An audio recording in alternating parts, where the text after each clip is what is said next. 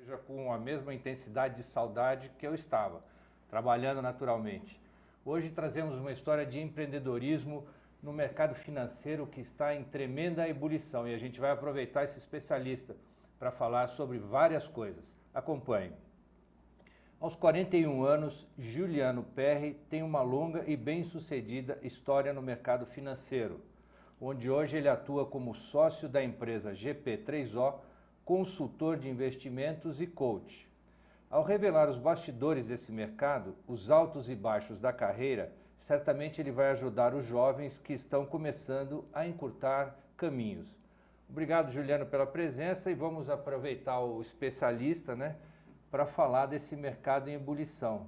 O que vale mais hoje, partir para o mercado corporativo ou empreender? Boa tarde. Boa tarde, Luiz. Obrigado pelo convite. Eu vi ali que foram passadas umas fotos de toda a minha história desde a época de escola, né? A gente veio falar aqui de empreendedorismo, é uma história longa.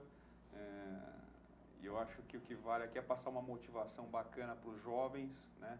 Em relação aos seus começos de carreira e as pessoas mais velhas que estão enfrentando essa economia, agora essa economia real dura aqui para o brasileiro e que tem chance de empreender num mercado como esse. Então, seguindo a sua pergunta, né, ir para o mundo corporativo ou ir para o mundo empreendedor nesse momento depende muito da característica da pessoa e das oportunidades do mercado de trabalho. Eu tenho visto muita gente perder o emprego, né? A gente está vendo que aí, em números reais formais deve ter uma perda aí de 1 milhão de empregos na economia brasileira. Imagine você então o que é no mercado informal para 2015. Preocupa, né? A gente está muito preocupado com esse nível de inflação, com o PIB caindo aí cerca de 2,5%, 3% no ano de 2015.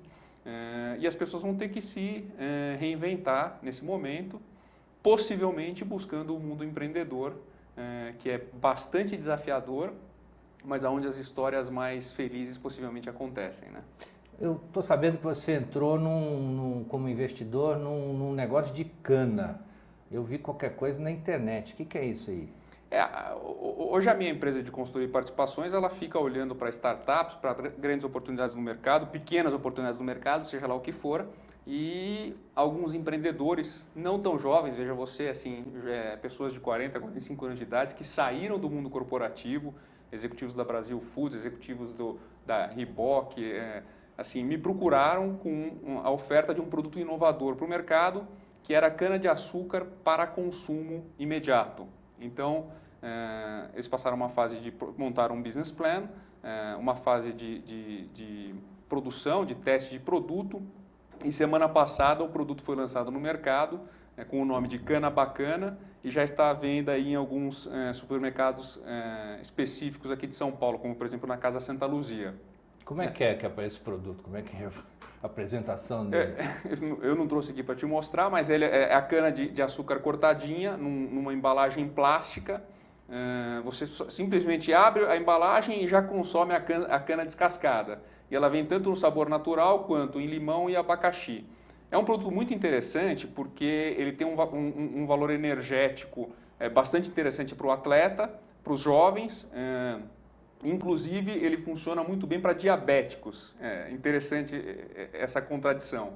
Mas o que eu vi nesse produto? Inovação, valor agregado interessante para o atleta e o produto com um valor baixo para consumo. O pacotinho de cana-de-açúcar hoje custa entre 5 e 8 reais nos revendedores. Então, eu acredito que num momento como esse de crise, produtos com menor valor talvez tenham mais sucesso no mercado.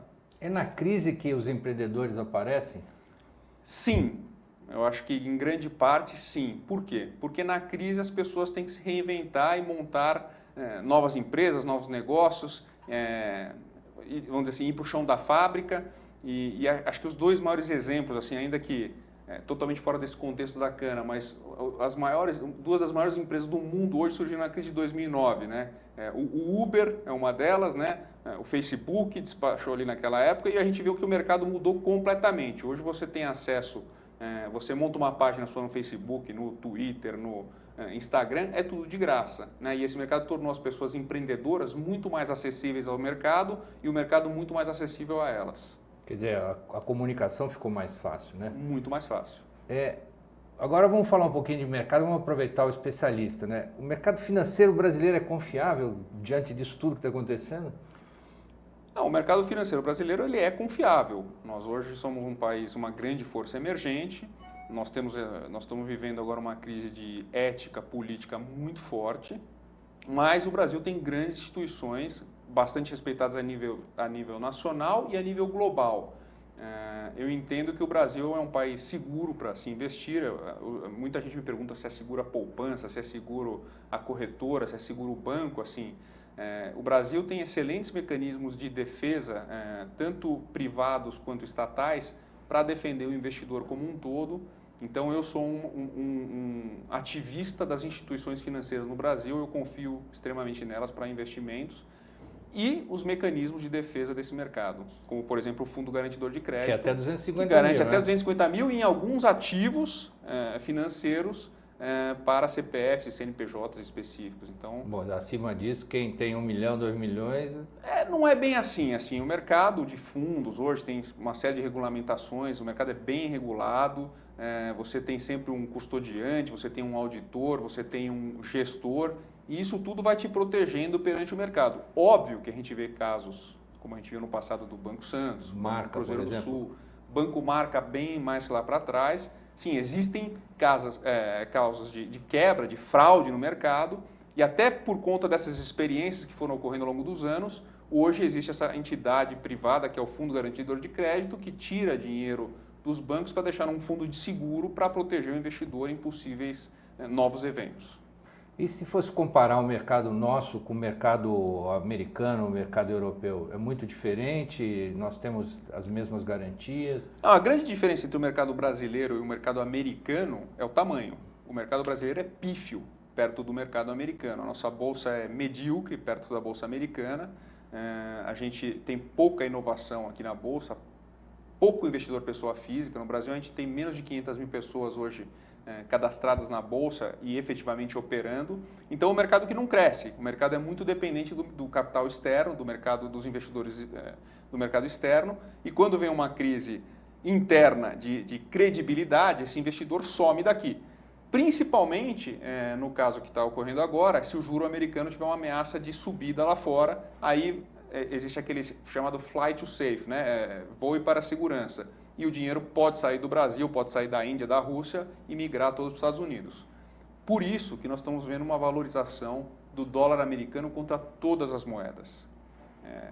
O ruim aqui é que talvez a pior moeda contra o dólar seja o real brasileiro e a moeda russa nesse momento. Então, é muito ruim. Ô, Juliano, eu fico imaginando o seguinte, eu sou dono de uma empresa, estou no mercado de capitais e eu estou vendo simplesmente derreter as minhas ações. Eu vou sair do mercado, porque senão vem alguém e compra a minha empresa por uma banana, ainda mais com dólar a esse valor. Não era a hora do investidor estar apostando aqui e comprando empresas no Brasil? Sim e não, Luiz. As janelas de oportunidade do mercado, elas acontecem às vezes a cada 5, 10, 15 anos. Nós tivemos na janela de Brasil, ali de 2002 a 2010, mais ou menos, quando a gente teve alto número de empresas abrindo capitais, empresários que tinham suas empresas, vamos dizer assim, locais, começaram a virar essas histórias de fortunas no mercado financeiro, né? Acho que todo mundo, neste caso, foi beneficiado pela abertura de mercado de capitais do Brasil perante o mundo. Era uma época de abundância, commodities em alta, então a gente viu a siderúrgica subindo 10 vezes de valor, mineração, Petrobras, a gente viu mais de 20 imobiliárias abrindo capital na Bolsa, as empresas de educação, isso tudo gerou muita riqueza no mercado. A própria Bolsa abriu capital, primeiro a Bovespa, depois a BMF, depois a Fusão. Assim, isso gerou muito dinheiro para o mercado. Esse dinheiro hoje, a gente vê grandes histórias de milionários no mercado. E aí o cara que é o dono da empresa, que está com o capital aberto, ele vê a ação dele caindo, né, vamos chutar aqui, de R$10 para 2, ele fica com vontade de comprar. Só que ele não pode esquecer que o dinheiro dele na física não pode se misturar com o da empresa. Então esse cara hoje ele é um grande investidor, investidor do mercado financeiro, mas não por causa disso ele tem que comprar a ação dele mais barata, porque senão ele corre risco de quebrar junto com a empresa, né? Então A gente vê aí alguns casos até que não era de capital aberto, como essa Sete Brasil, que tinha grandes investidores. Botaram lá bilhões na empresa, a empresa parou, esse dinheiro some. Né? A gente viu as incorporadoras sofrendo muito nesse mercado. A gente tem empresas negociando a centavo, como a Rossi, a PDG. A PDG chegou a valer 10 bilhões de reais e hoje vale 40 milhões em bolsa. A Rossi tem mais de 1 bilhão em prédios aí para vender e na bolsa ela vale 50 milhões. Então essas coisas não são tão óbvias assim, é preciso tomar muito cuidado. E essas ações baratas também não tem um projeto de parar de ser negociada? Não tem um... Assim, as ações baratas, não, assim, elas, na verdade, elas quando caem a níveis de centavo, elas podem ter alguma regra de negociação, porque gera muita especulação. Quando a empresa é negociada a centavo, ela gera muita oscilação muito fácil, e isso aí torna-se uma presa fácil para você perder ou ganhar dinheiro, vira um cassino. Então a Bolsa impõe algumas regras para a empresa poder continuar sendo negociada. Vamos pensar aí, talvez, não sei, vou chutar 10% da população que ainda tem dinheiro para investir. Investir aonde e como? E que valores, né? Dá para segmentar faixas aí? Não, atualmente aqui no Brasil, a gente tem, pensando nessa taxa Selic de 14,25%, no cenário atual, imaginando que esse juro deve permanecer alto por um período aí relativamente entre 12 e 18 meses, eu acho que a melhor aplicação é a renda fixa, né?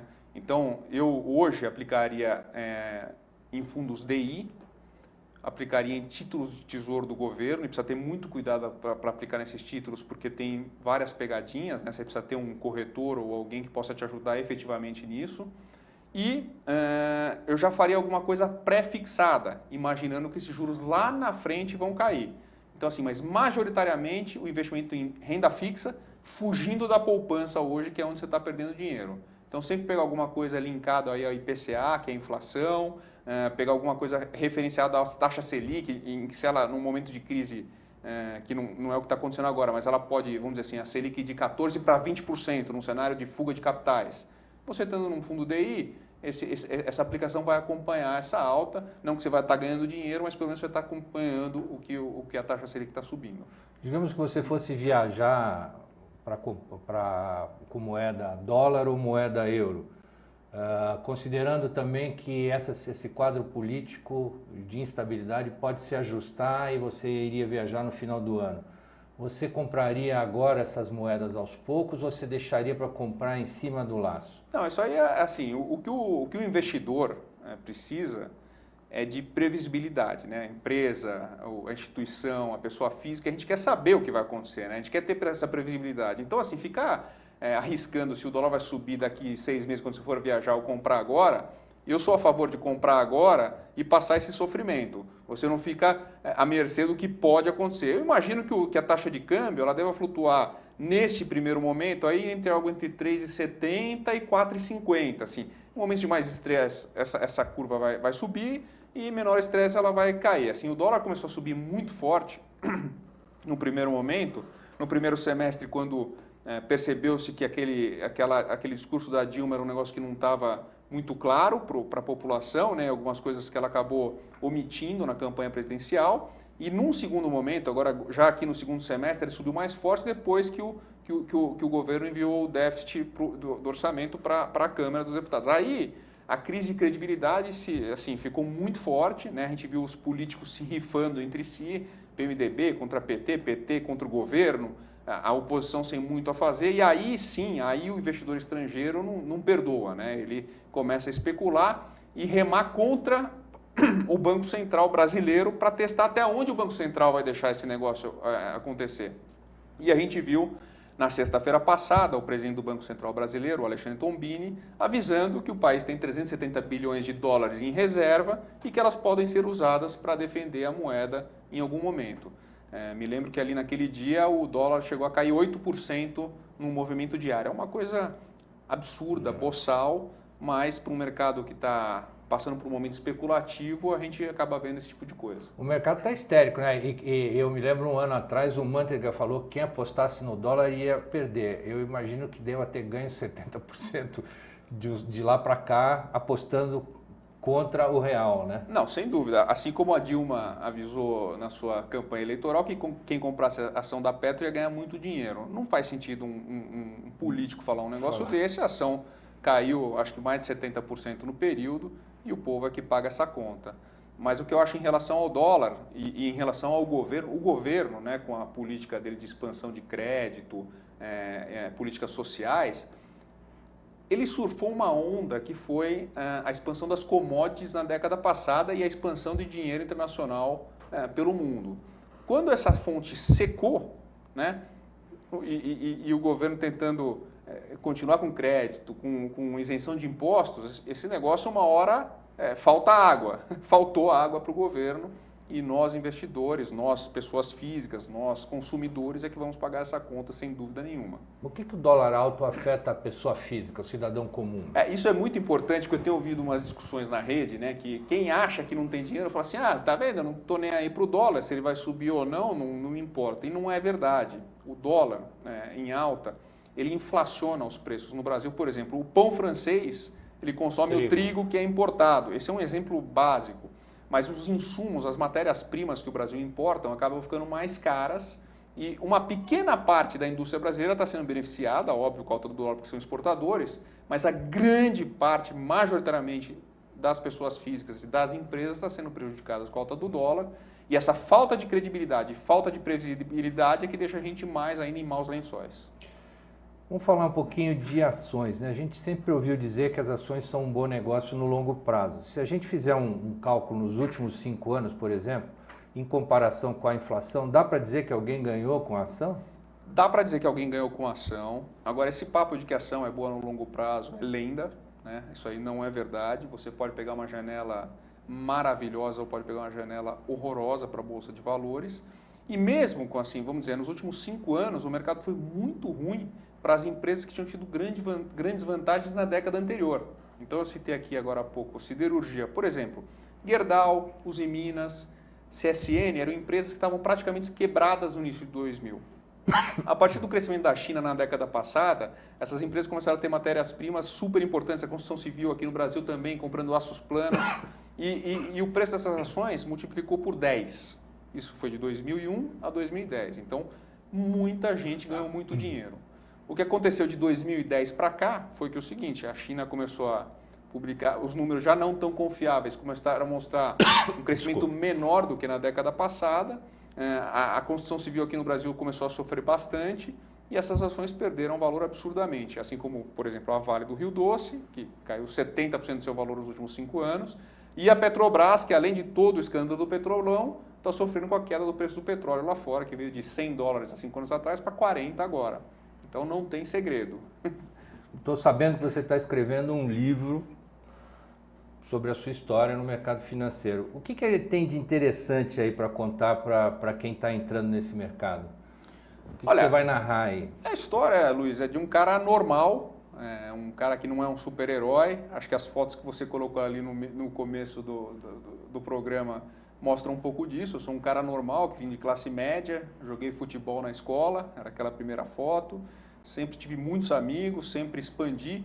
E a minha família, como acho que de muitos amigos da minha geração, perdeu todo o dinheiro ali na década de 90, ali com o plano Collor, né? Aquele negócio de Zélia segurando a poupança. E a partir daí, os jovens adolescentes que estavam se formando naquela época, empreendendo, ou indo para o mundo corporativo, tiveram uma janela de oportunidades muito grande na década seguinte. Então eu vi muitos amigos terem sucesso profissional e até hoje nós, inclusive nós ajudamos as nossas famílias a compor a renda, ou seja, nossos pais, avós. É um pouco do espetáculo do crescimento brasileiro que veio na década passada, junto com esse crescimento mundial, com China aparecendo no radar, Índia, enfim. São contextos que foram acontecendo ao longo da minha vida profissional e que eu fui surfando as ondas de empreendedor ou no mundo corporativo. E essa história que eu estou querendo contar no livro para dar essa dimensão para o jovem de que é possível ter sucesso no mundo empreendedor ou no mundo corporativo. Tudo depende da janela e da característica da pessoa. Quando é que você lembra que foi a sua primeira vez que você empreendeu? A primeira vez que eu empreendi foi muito jovem, ali com 16, 17 anos. Meu pai não tinha mais dinheiro, tinha quebrado com essa crise. Minha mãe estava desenvolvendo, também estava empreendendo uma empresa de eventos. Eu estudava numa escola de classe média, Pueridomus, e não tinha dinheiro para pagar a escola. Então, a gente falou, pô, a gente precisa de alguma coisa para gerar alguma receita. E nós praticamente arrendamos uma lavanderia de porta de garagem ali na Peixoto Gomide, no centro de São Paulo, aquela que bem tradicional, no piso da fábrica, no chão da rua, e ali eu saía da escola, ia para o caixa da lavanderia e recebia os clientes, né? Então ali foi um case bem forte de empreendedorismo, meio que sem querer, meio que forçado, né? Que é o sentido, precisando do dinheiro, e a gente conseguiu ter, em 2, 3 anos, 4 lavanderias que mostraram, não só para mim jovem, como já ali universitário, que o valor de ter uma relação tete a tete com o cliente tinha bastante importância naquele momento, e isso poderia ser usado em qualquer mercado que eu fosse atuar. E buscar redução de custos, quer dizer, o que você fazia para conseguir ser competitivo? Não, naquela época, assim, as grandes redes de lavanderia, essas estrangeiras, Sincasec, Lavasa, não estavam no Brasil ainda. A concorrência era aquela lavanderia tradicional da família japonesa, família chinesa. Então a gente, assim, tentava comprar mais barato, na época comprava produtos na 25 de março, arrumava distribuidor mais barato, mas era um negócio muito pequeno, quase que de subsistência, né, para a gente sobreviver. A lição que eu tiro daquele evento empreendedor é que, assim, quem tem a vontade, quem precisa, consegue construir. A partir de um determinado momento, você precisa definir se você quer crescer ou parar de crescer, né, e deixar a empresa morrer, né? E naquela época eu percebi que aquele negócio tinha ficado pequeno para o que eu almejava e eu acabei, meio que sem querer também, arrumando um lugar no mundo corporativo. Você acredita na máxima de pais ricos, filhos pobres? Ou seja, quem tem muito à mão dificilmente vai à luta e empreende? Não. Eu acho que tem uma grande diferença entre o cara que é herdeiro e o cara que é designado pela família para cuidar do dinheiro, né? O herdeiro básico, aquele cara que não, realmente, meu pai é muito rico, eu não preciso fazer nada, esse cara acaba enterrando o dinheiro da família, né? Muitas vezes a família paga para ele ficar fora dos negócios. Agora, o cara que não, que é designado para a família, que é bem formado para estar trabalhando nas empresas, isso eu já penso diferente. Você vê um case bem forte, assim, que todo mundo conhece, é o Banco Itaú.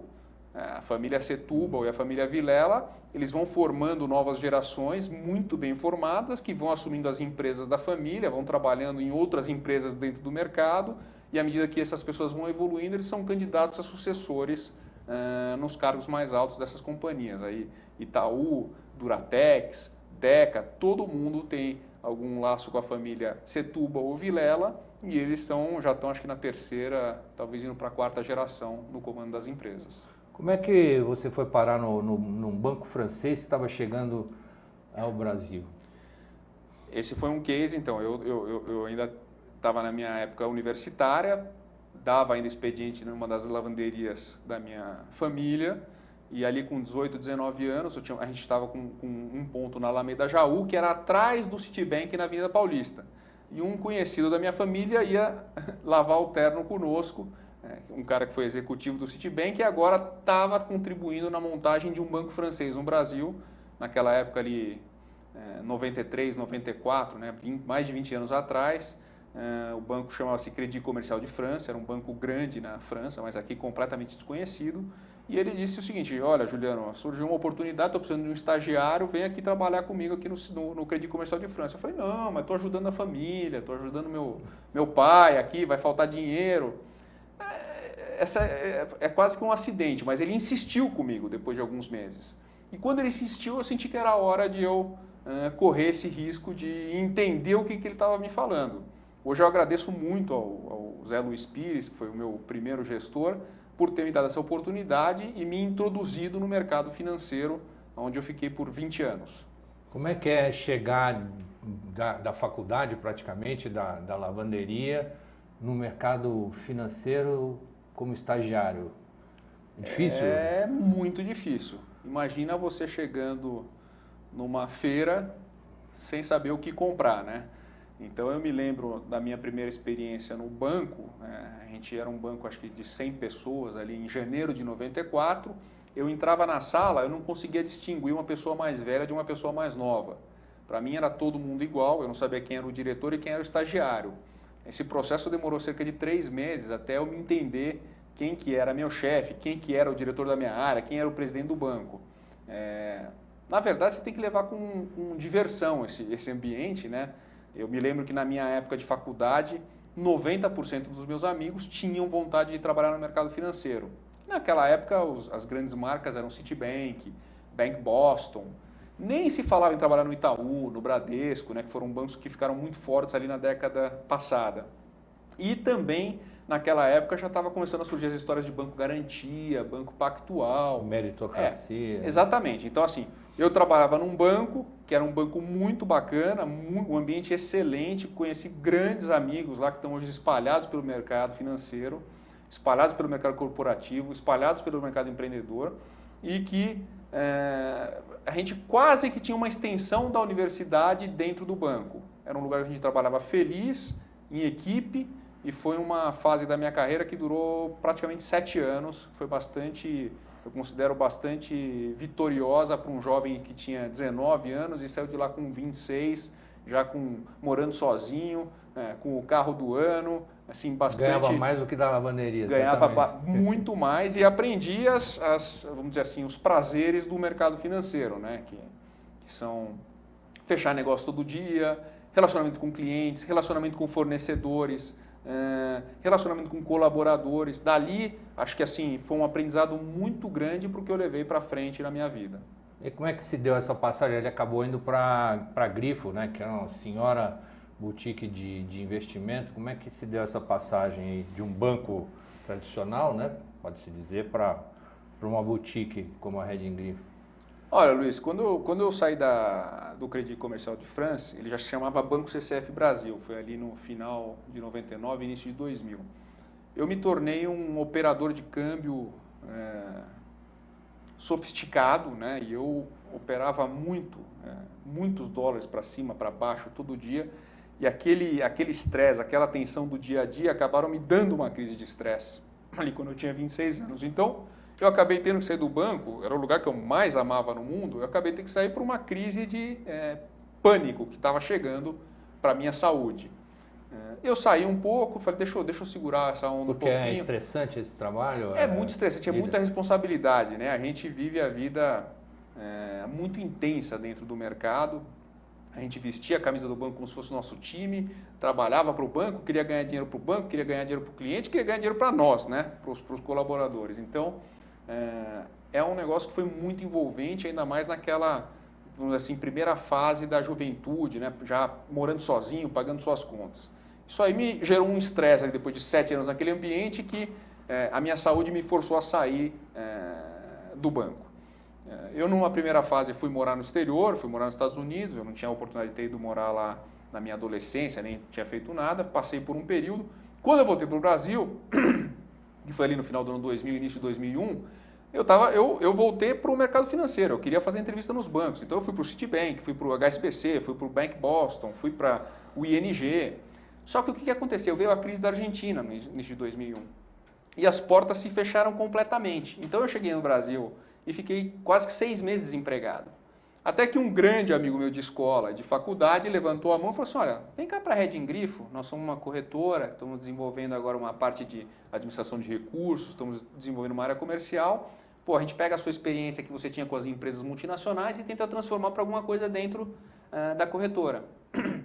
Porque a corretora naquela altura fazia exatamente o quê? Não, ela tinha corretagem, efetivamente, em futuros e pessoa física, em mercado institucional, e estava precisando abrir novos mercados, porque o mercado de corretagem estava meio que decaindo naquele final da década de 90.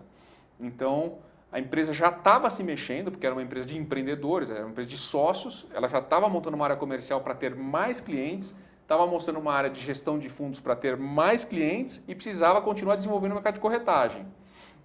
E eu acabei topando esse desafio, e esse desafio foi se transformando ao longo de uma década que nós passamos lá dentro, e a empresa se transformou de uma corretora numa grande gestora de recursos, um grande private banking, e acabou sendo vendido para o Credit Suisse em dezembro de 2006, onde nós formamos uma joint venture com o Credit Suisse que durou até agora dezembro de 2012. Né? Foram 5 anos e hoje a Hedging Grifo se chama Credit Suisse Hedging Grifo, é uma história aí bem conhecida de mercado. Qual a diferença de corretagem e gestor de fundos? Quer dizer, o que faz cada um aí para o Não, leigo? corretagem é quando você compra uma ação, você compra um índice futuro, você está executando a sua ordem diretamente no mercado financeiro e pagando uma corretagem para uma corretora ou para um corretor que está executando a sua ordem. Você delegar o seu dinheiro para a gestão de um fundo ou de um gestor, de uma casa gestora, você está dando o seu dinheiro, você paga uma taxa de administração e taxa de performance quando essa for cabível. São duas coisas bem diferentes.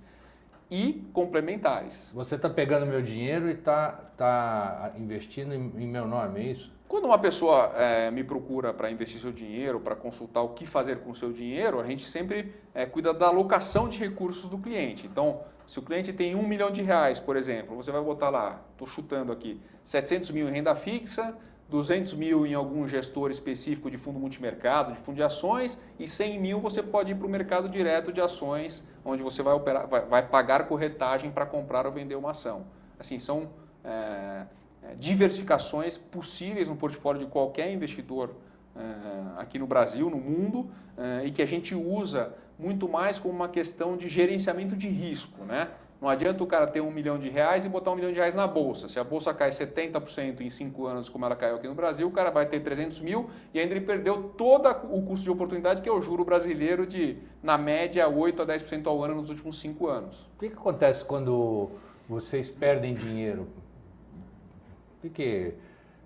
Ganha aqui, ganha lá, perde aqui. E aí, como é que faz? O cliente fica Não, Luiz, bravo, o gestor de recursos, o cara que administra fundos, ele tem que acertar muito mais que errar. E ele tem uma responsabilidade enorme, porque é o seguinte, se ele começa a errar muito e a não ganhar dos benchmarks que ele está exposto, o cliente saca o dinheiro e ele acaba, ele morre.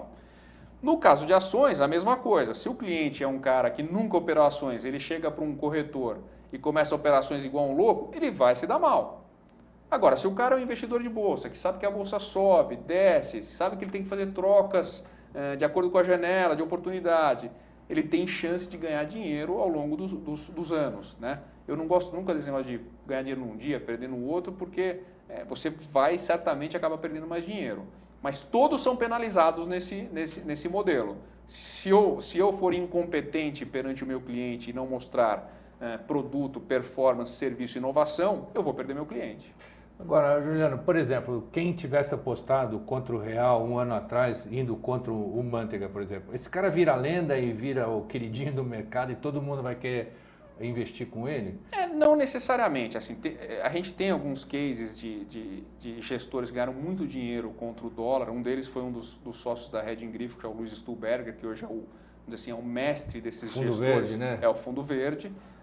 Ele agora, ele teve até nesse prazo curto aqui de Manteiga para cá, ele fez uma posição comprada em dólar. Ele sofreu muito porque o dólar não andou o ano passado e esse ano ele está surfando essa onda do dólar e está ganhando dinheiro para os seus clientes. O que aconteceria se não fosse o Luiz Stuhlberger com essa posição? Possivelmente, no ano passado, como o dólar não subiu e o cara perdeu o custo de oportunidade, o cliente sacaria esse dinheiro do fundo e iria procurar outro fundo que desse mais dinheiro. Mas o timing é muito complexo, porque no ano passado o governo segurou artificialmente a cotação do dólar, né? O Banco Central fez uma enxurrada, o dólar não subiu, teve uma propaganda eleitoral falsa naquele momento e o que está acontecendo agora? O dólar se desvalorizou, acho que o real se desvalorizou 70% contra o dólar em 12 meses. Né?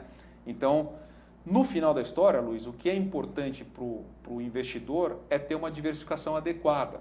Né? Então, quando o cara tem R$1 milhão, ou se o cara tem R$500 mil hoje, ou se o cara tem R$100 mil hoje, ele já consegue acessar produtos que contemplem a valorização do dólar, que contemplem a valorização ou desvalorização da bolsa. Sempre é importante ter cada caixinha definida em valores proporcionais que não venham a gerar um risco inadequado para esse cliente. Outro dia me ofereceram um produto novo que eu não sei nem explicar direito, mas eu sei que é mais ou menos o quanto o dólar vai ficar de mínimo e quanto vai ficar de máximo, e você aposta, digamos assim, nessa faixa. Se ficar aquém ou se ficar muito além, dançou. Você vai receber só a garantia do seu investimento. O que é isso aí? Não, esse é um mecanismo bastante comum lá fora, no mercado internacional, são os fundos de capital protegido. Então, o que acontece? Grande parte do investidor brasileiro ele tem medo de perder seu capital, né? Assim, acho que quem é mais velho já viu outras crises no Brasil, sabe que o risco de você perder dinheiro é muito grande. Então, o que os bancos e as corretoras fazem? Ela chega assim, Luiz, você quer apostar na alta do dólar? Perfeito, mas você não quer perder dinheiro se o dólar cair, está certo? Então, eu tenho aqui um produto para você que você vai investir 100 mil reais, que se o dólar subir entre 20% e 50%, você ganha essa alta. Abaixo dessas pontas, você não ganha nada, mas você fica com o seu capital protegido. Por outro lado, se o dólar vier para 3,20, você vai ter uma queda de 50%, você está protegido. Então, esses fundos acabam atraindo bastante pessoas físicas, principalmente de varejo, porque elas se sentem protegidas. Assim, com o juro brasileiro a 14,25%, é muito difícil entrar num tipo de produto contra esse, porque você vai sempre estar comparando os 14,25% do teu custo de oportunidade a alta e baixa do dólar, alta e baixa das ações, alta e baixa de alguma ação específica. Assim, eu prefiro o Porto Seguro nesse momento, que é a taxa de juros brasileira. Que está garantido nos Não dá para ficar correndo risco onde não tem necessidade. Você entrou na Grifo na época melhor que podia estar, com a China, um crescimento de 10% ao mês, dinheiro de investidores internacionais aqui, IPOs, que é a abertura de capital. Foi nessa época que você entrou, efervescente? Foi anterior a isso, Luiz, porque assim, no Brasil, acho que o grande divisor de águas do Brasil foi a eleição do Lula em 2002. Que o dólar também fez esse caminho. Então, o que aconteceu ali? Anteriormente a 2002, começou-se aquela discussão se o PT ia chegar ao poder, se não ia, e teve um momento de muita especulação, muita instabilidade. Na época, achava que o dólar ia chegar a 4, o juro era mais alto no Brasil.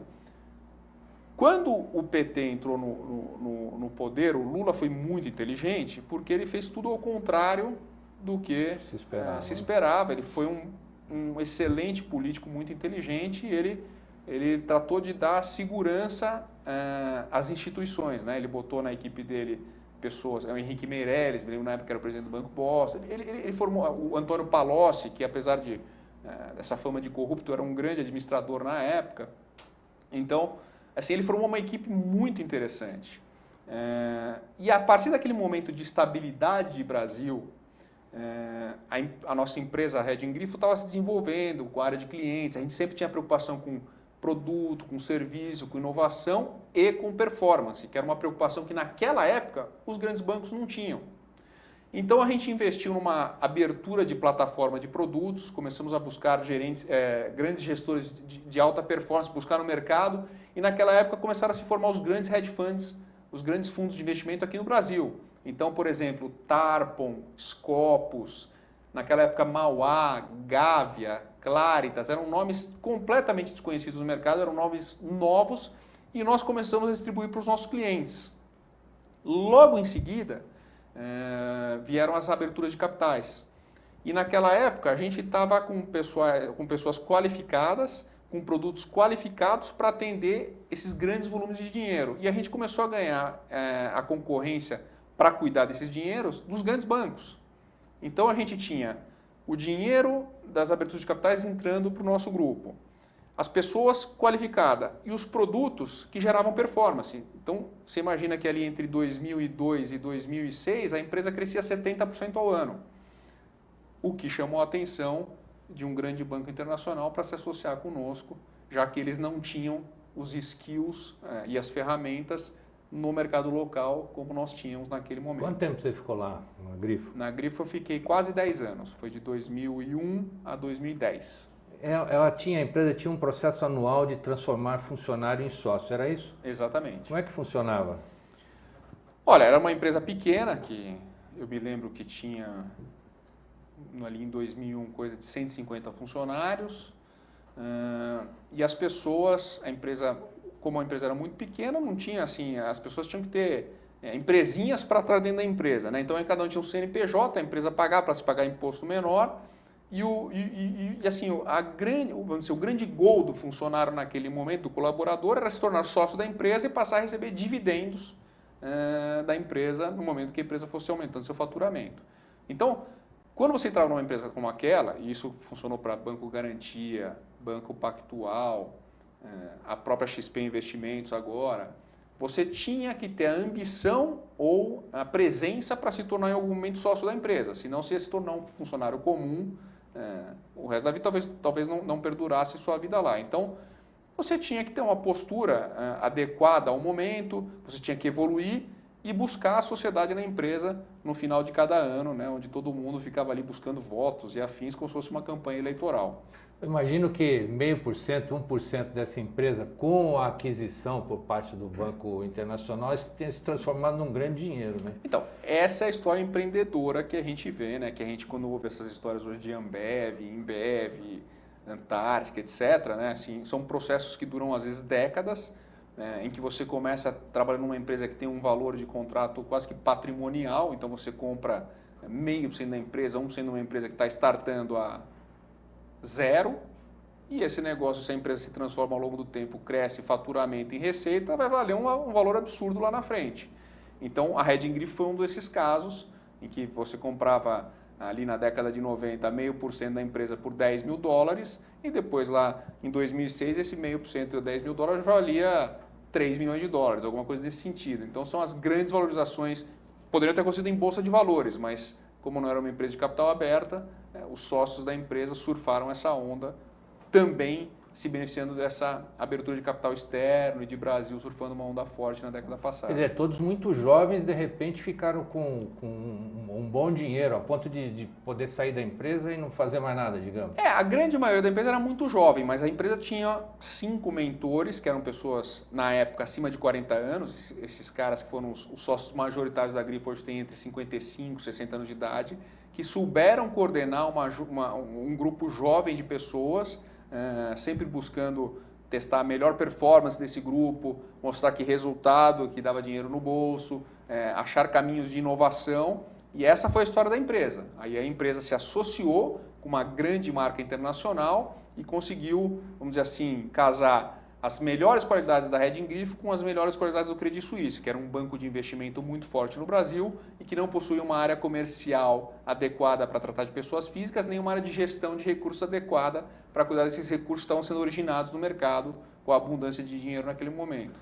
Como é que é viver um processo de meritocracia e depender da opinião de outros para crescer ou se tornar sócio dentro da empresa? Você concorda com esse tipo de método? Olha, eu concordo em parte. Ele não é um método mais... Não é infalível, né? Eu vi boas histórias e vi histórias não tão boas e mais tristes nesse tipo de ambiente. Eu acho que assim, quando o cara é empreendedor, principalmente o cara que é o visionário, né, que é o fundador da empresa, ele vai acabar tendo esse mérito durante um longo período dentro da empresa e ele vai fazer escolhas perante seus funcionários de quem são os caras competentes, são os caras que vão levar a empresa na década seguinte, quem vão ser seus sucessores, né? Então, eu acho que assim, realmente o cara que funda, que inventa ou que traz uma novidade e inventa uma empresa é o cara que no final tem que se beneficiar maior. Você vê o cara do Facebook, aí, o Mark Zuckerberg, ele acabou deixando alguns sócios ao meio do caminho, mas esses caras também foram beneficiados de alguma maneira. Aconteceu isso na Grifo, aconteceu isso na XP, aconteceu isso no Garantia, aconteceu isso no Pactual, isso acontece todo dia.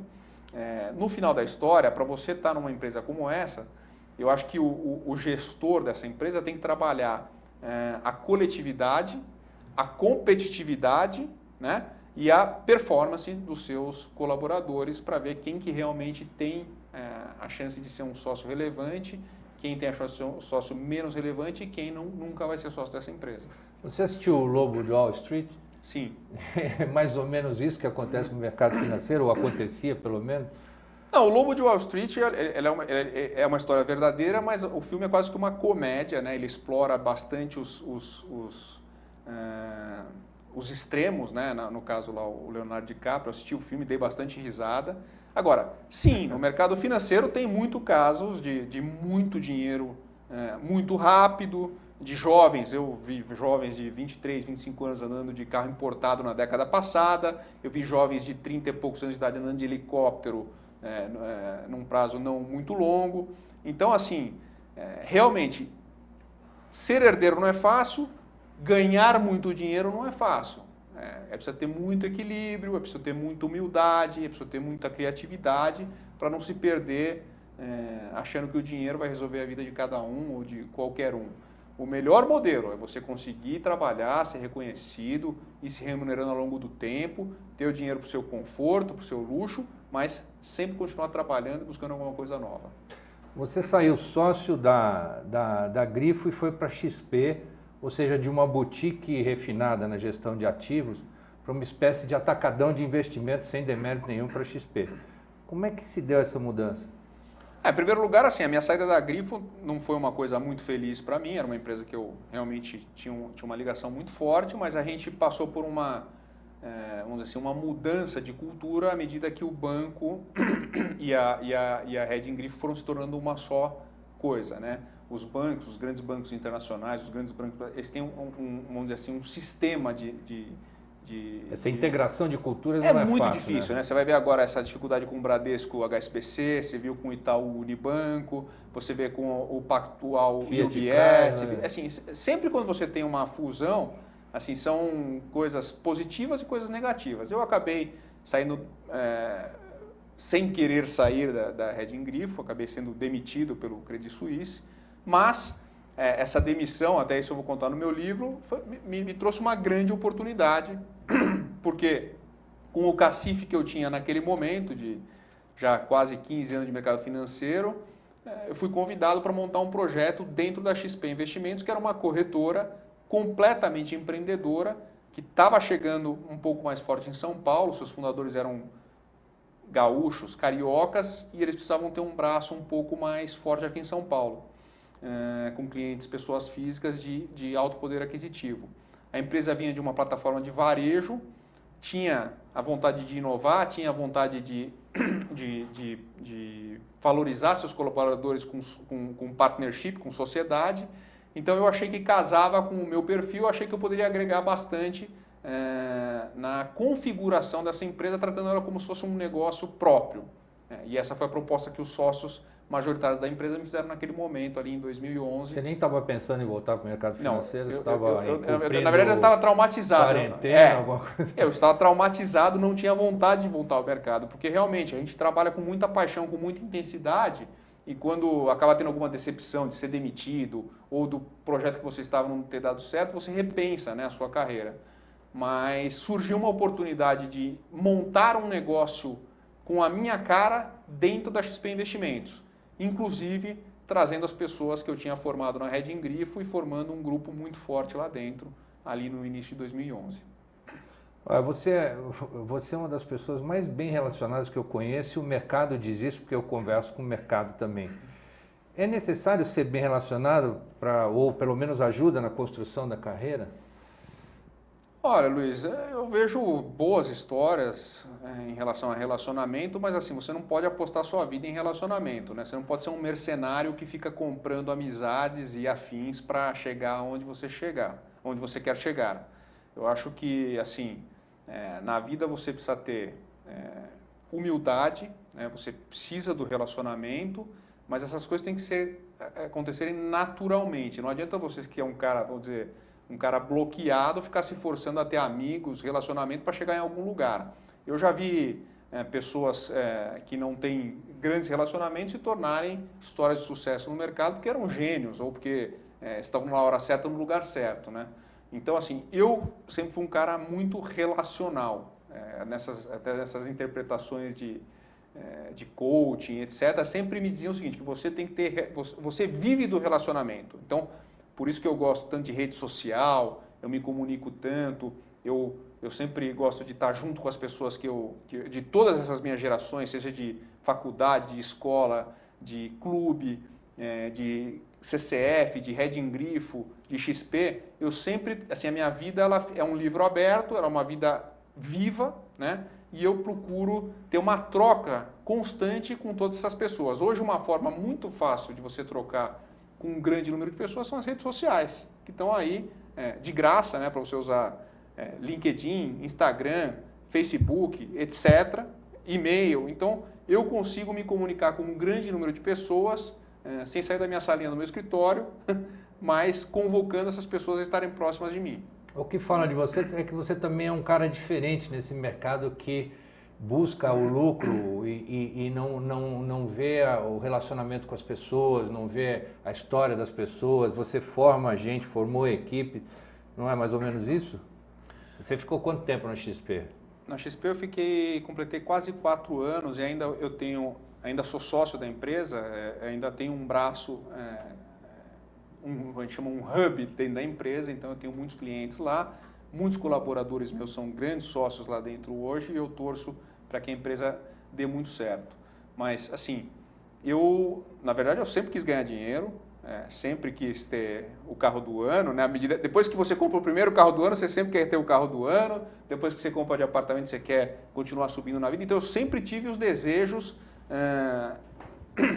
vamos dizer assim, das idades em que eu estava em determinado momento. Então, ali na minha juventude, o meu sonho era ter uma Ford Ranger, né? Eu achava aquele carro um espetáculo. Eu consegui ter ela, depois tive mais 2, né? Fui repetindo.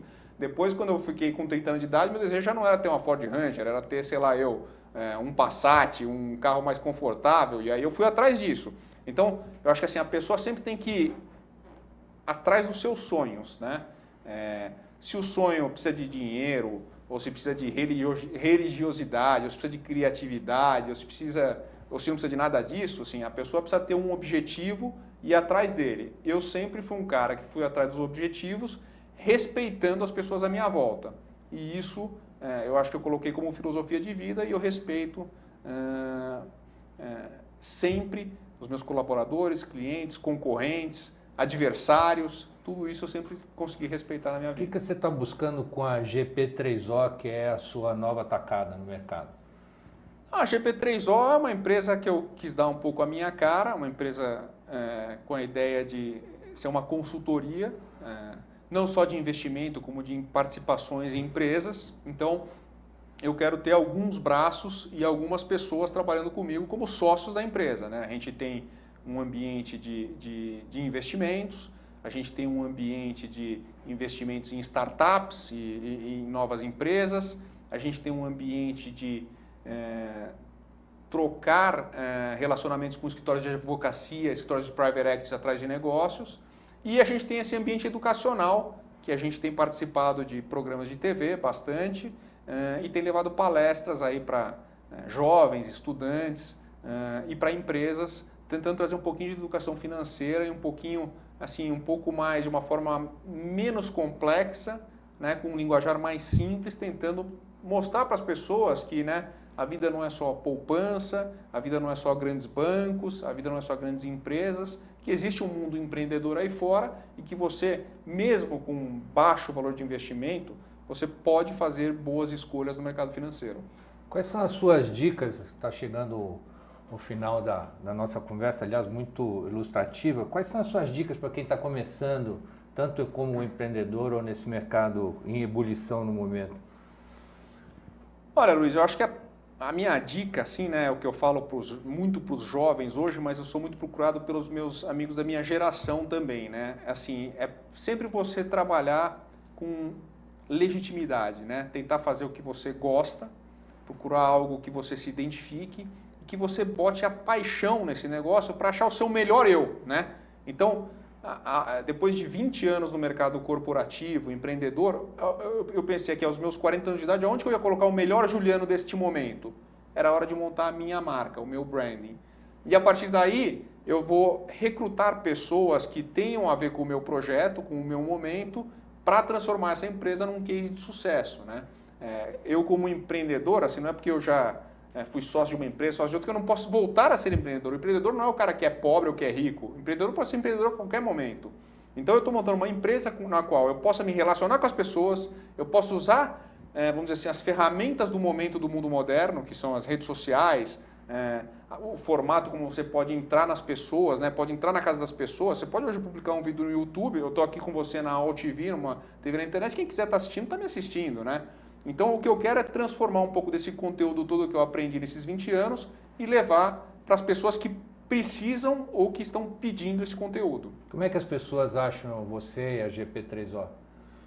Hoje a gente está com uma página no Instagram, GP3O _ Investimentos, uma página no LinkedIn, que é o Giuliano PR, né? Giuliano, G-U-L-I-A-N-N, são 2 N's O, PR, e ali a gente está conseguindo trocar muita informação, né?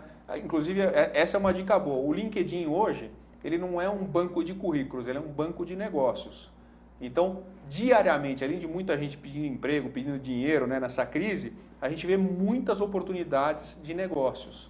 Então, eu indico a todos terem uma página bem criada no LinkedIn, no Facebook, no Instagram e somente saber usar essas ferramentas para fazer o bem, né, para trazer positividade, para trazer novos negócios para os seus seguidores aí para você seguir em frente.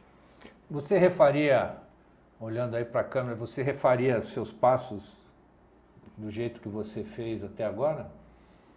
Sem dúvida nenhuma, talvez em alguns momentos eu tivesse acelerado menos, né, para não precisar entrar na parede para aprender, né? Então assim, durante a minha adolescência e juventude, como eu comecei muito cedo, eu sei que eu sempre tive uma garra, talvez até uma ganância naquele momento de chegar ao topo.